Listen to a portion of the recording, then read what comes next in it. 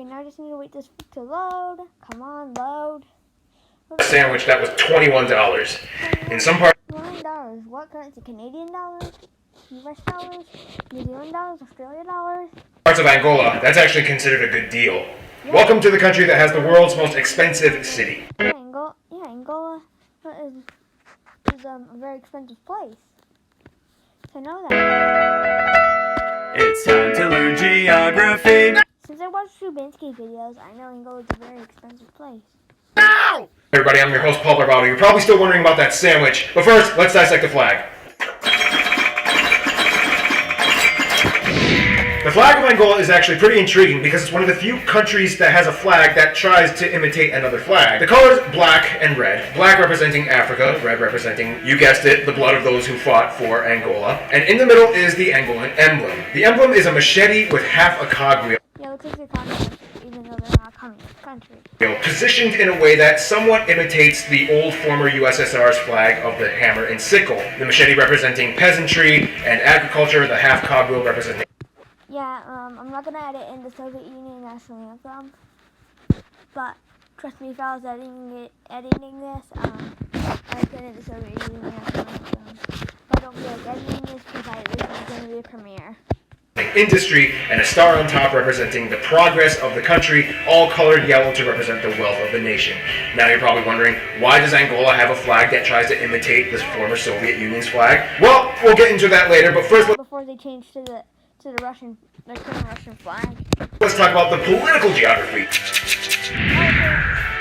In terms of its political geography, Angola is located on the western coast of the southern part of Africa, bordering the Atlantic Ocean on the west, bordered by 4 other countries. You would think Angola is bordered by 3 other countries. However, in the north, there's that one little small province called Cabinda. This little small sliver of land, barely larger than the size of Delaware, is so important to the Angolan country due to the fact that it produces... Since it's not connected to the rest of the country because the DR Congo wanted the coast. Yeah. Contains over 60% of Angola's oil reserves. Now this small little piece of land touches the Republic of Congo, making it the 4th country that technically borders Angola. Now, just like Albania that we studied a few weeks ago. Yep, I remember. For geography now, and Albania reaction will probably be a card if... Angola is a coastal country, but it doesn't really have many coastal islands. It only has about 2.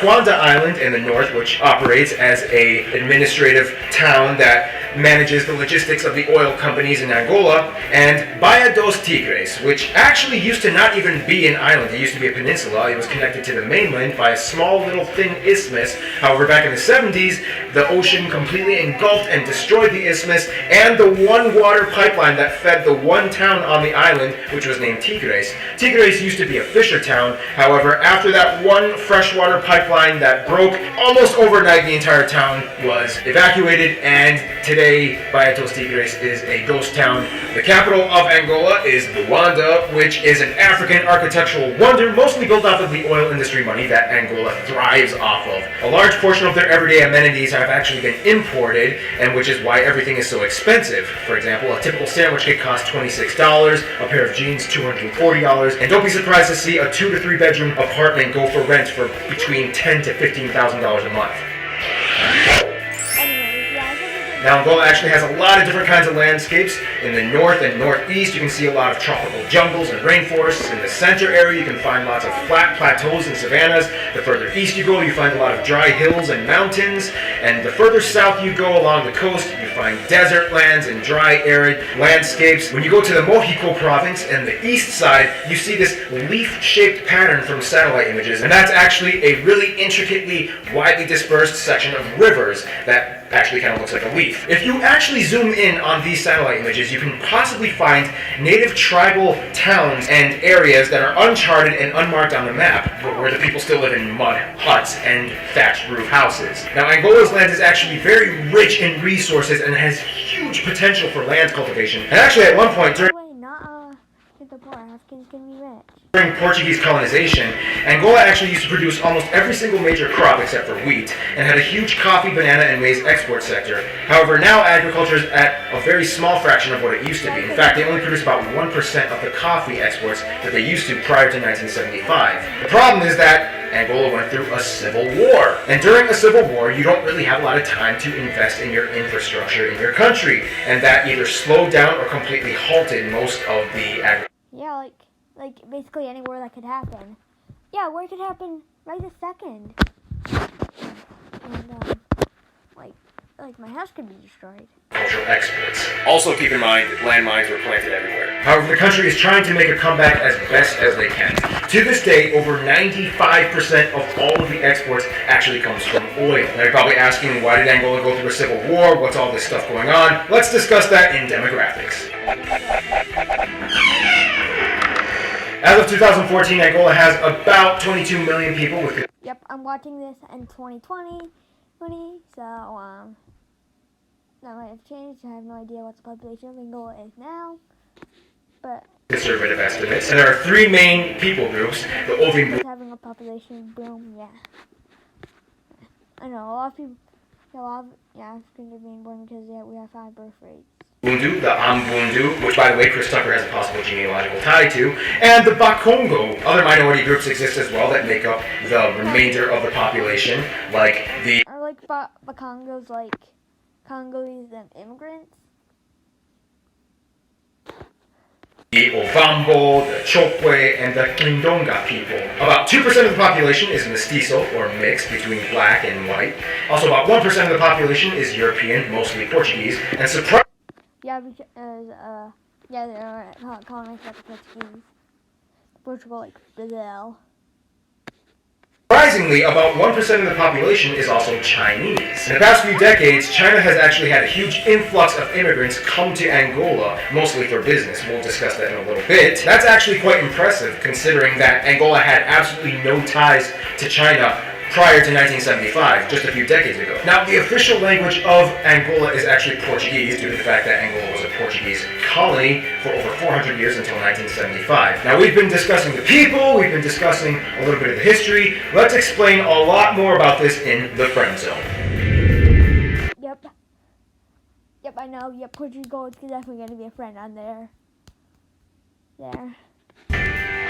Now, when it comes to friends, Angola is kind of in a weird diplomatic limbo, and it all has to do with, you guessed it, the Civil War. Long story short, Angola was kind of like the Korean War and the Vietnam War, in which it was a proxy war, in large part affected by the Cold War, where the Soviets took over one side and the Western alliances took over the other side. However, it's interesting because in this war, China actually took the side against the Soviets. That made the Angolan Civil War one of the few times that the US and China actually fought alongside of each other for a common cause. Eventually, the MPLA won, or the Soviet-backed-up side. However, in the 90s, Angola dropped the whole communism thing and adopted more of a U.S. and Western friend.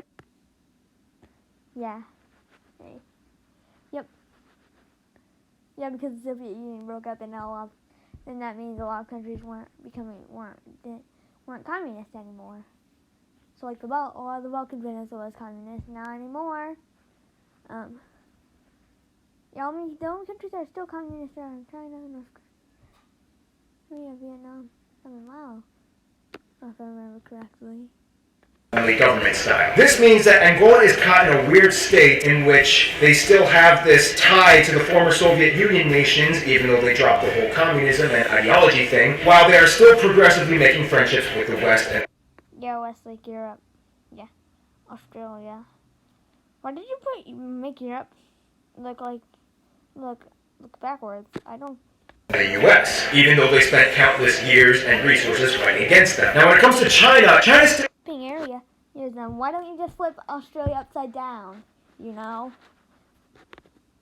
Still holds on and has huge ties to Angola diplomatically and economically. In fact, to this day, Angola has just surpassed Saudi Arabia as China's #1 oil exporter. And in return, China has been investing tons back in... I know Saudi Arabia is the #1 exporter of oil.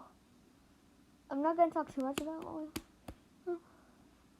No, that'll be saved for a different video. For a different video. For like a different video,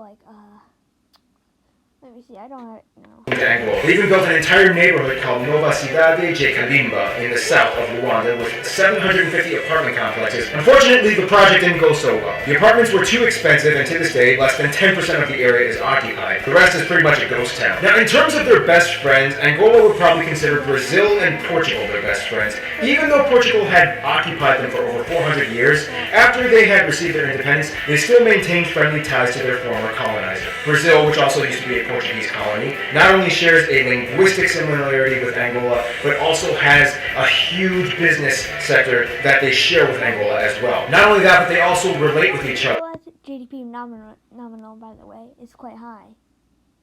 High because of Brazil and Portugal, who are quite rich in terms of GDP nominal.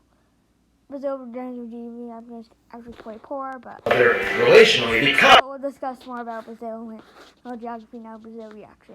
A large portion of the black people in Brazil have possible ties to Angola during the Portuguese slave trade. They love each other. Also, Mozambique is kind of seen as like the little brother of Angola, who kind of wants to imitate him. Yeah, now both countries are. Yeah, I remember just to be like Europe, like. In conclusion, Angola has gone through more shifts and changes in the past 40 years than it ever has in its entire history, and it's still changing today. Angola is definitely Yeah, especially in Rwanda, because a lot of the things in Rwanda were recently built. one of those countries you want to keep your eyes on. Stay tuned, and I won't be reacting to Antigua and Barbuda, but I think Argentina will be the next reaction.